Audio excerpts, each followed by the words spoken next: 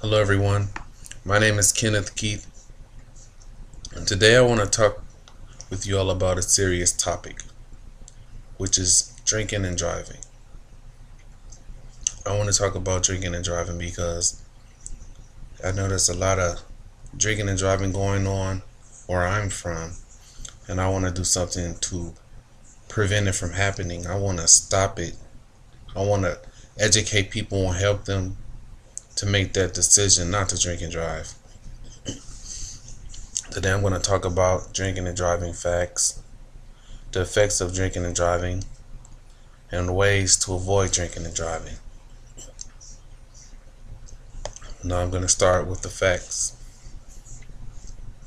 According to Mothers Against Drinking and Driving, about 1/3 of all drivers arrested or convicted of drunk driving are repeat offenders. People who are arrested from drinking and driving, is not new to them. It's something that they are accustomed to. And in order to help people, you have to help them to break that habit. You have to help them to realize that drinking and driving is bad and it can have a negative impact not only on their lives but on the lives of other people. According to Mothers Against Drunk Driving, the rate of drunk driving is highest among 21 to 25-year-olds. And that's mainly college students.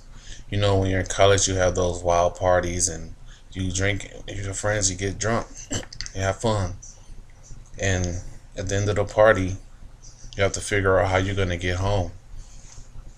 Well, it's important to have a plan before you go to the party.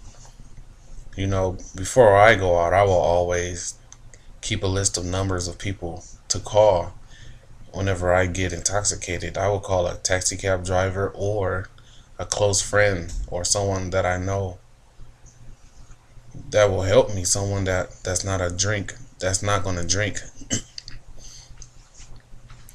According to drinkinganddriving.org, 90% of all drunk driving happens after drinking with family, friends, and coworkers. A lot of people, they drink with their family, friends, and coworkers, because that's who they know. They drink with people that they know, and it's important to make sure you have a plan when you're out there drinking, because if you drive, you can get arrested. You can put your life at risk.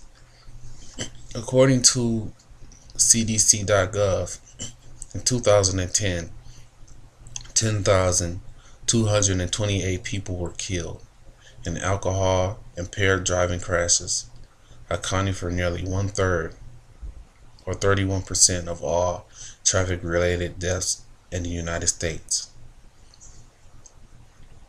Of the 1,210 traffic deaths among children ages 0 to 14 years in 2010, 211 or 17% involved in an alcohol impaired driver.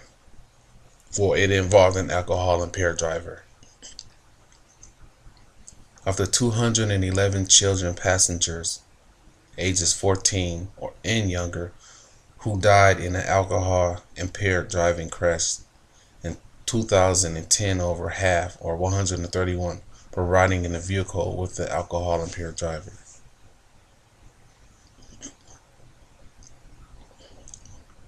See, it's important to make sure you don't drink, especially when you have children in a car with you. That's very important, because you don't want to put their lives at risk. You want to make sure that you take care of your children. If you know you're going to be drinking, number one, you got to make sure that you have someone to call or someone that can pick you up. If not, then just stay where you're at. Stay at the location that you're at and sleep over a friend's house. Or you all get together, you get a group of people together, you make that one call, and you all split the taxi money. In the past, before I went out, I knew I was going to be drinking. So what I would do is I would leave my car at my apartment. I'll leave my car at my apartment, and I'll call a taxi cab to get a ride to the location that I'm going to. Like all of my friends would meet at my apartment and we would call a taxi cab to get a ride to that location, because we're taking care of one another, or we're looking out for one another. We want to make sure that no one gets hurt, so that's what we do. The effects of drinking and driving. Drinking and driving can have a negative effect on you because, number one, you can end up in prison, you can end up dead, or you can end up killing someone else. Drinking and driving can have a negative impact not just on your lives and on the lives of other people, but it can have a negative impact on your finances.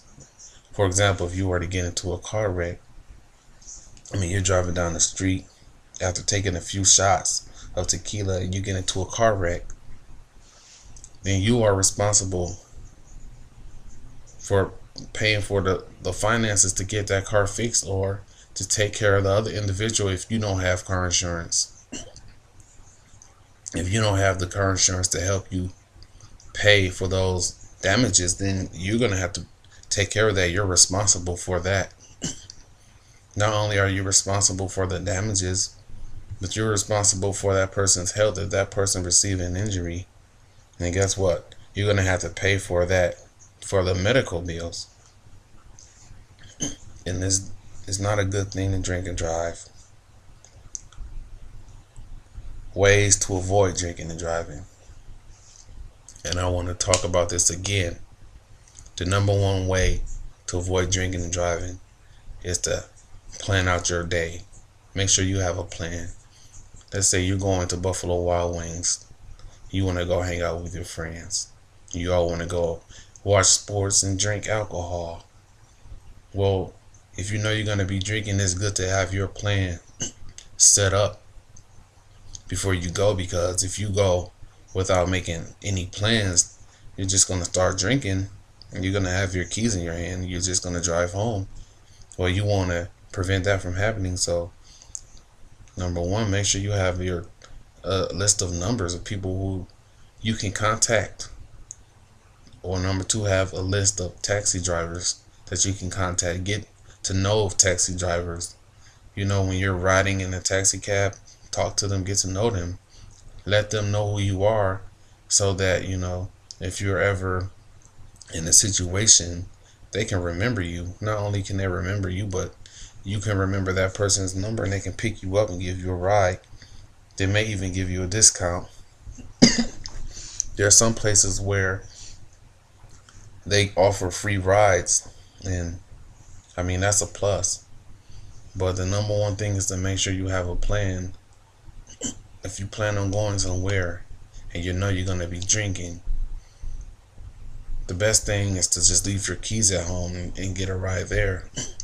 I did this in the past plenty of times and I avoided plenty of accidents and traffic tickets. I know people who didn't do that. I know people who chose to drive their car, and I kept saying, hey, leave your keys at home.